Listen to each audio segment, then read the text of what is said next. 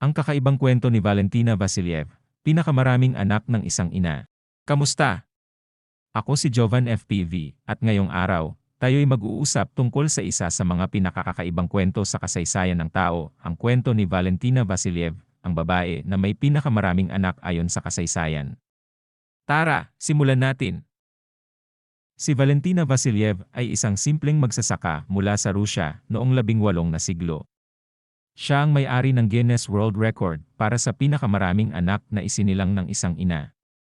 Ayon sa mga tala, nanganak siya ng kabuuang 69 na anak sa loob ng kanyang buhay. Ang mga pagbubuntis ni Valentina ay naglalaman ng maraming kambal, triplets, quadruplets, at kahit pa nga quintuplets. Ang kanyang asawa, si Fyodor Vasilyev, ang ama ng lahat ng mga anak na ito.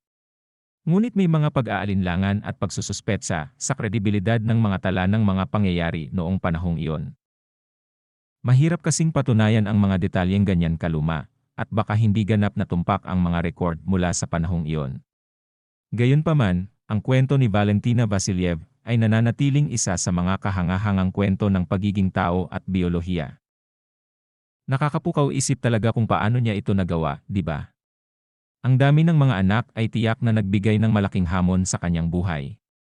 Pero sa kabila ng lahat ng ito, naging inspirasyon siya sa marami sa atin na mapanatili ang tapang at determinasyon sa harap ng mga pagsubok.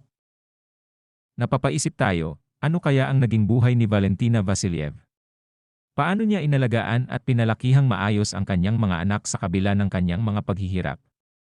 Mahirap talagang isipin kung paano niya ito pinagtagumpayan. Bilang mga modernong tao, malaki ang ating natutunan mula sa mga kwento ng nakaraan. Nagpapasalamat tayo sa teknolohiya at medisina na nagbibigay sa atin ng mas malawak na kaalaman tungkol sa kalusugan at pag-alaga sa bawat isa. Iyan ang kwento ni Valentina Vasilyev, isang babae na naging bahagi ng kasaysayan dahil sa kanyang kakaibang tagumpay sa pagkakaroon ng maraming anak. Salamat sa pagtangkilik at pagsubaybay ngayong araw. Huwag kalimutang i-like and follow ang aking page, at mag-comment para sa mga susunod pa nating mga kwentuhan. Hanggang sa susunod. Ingat kayo!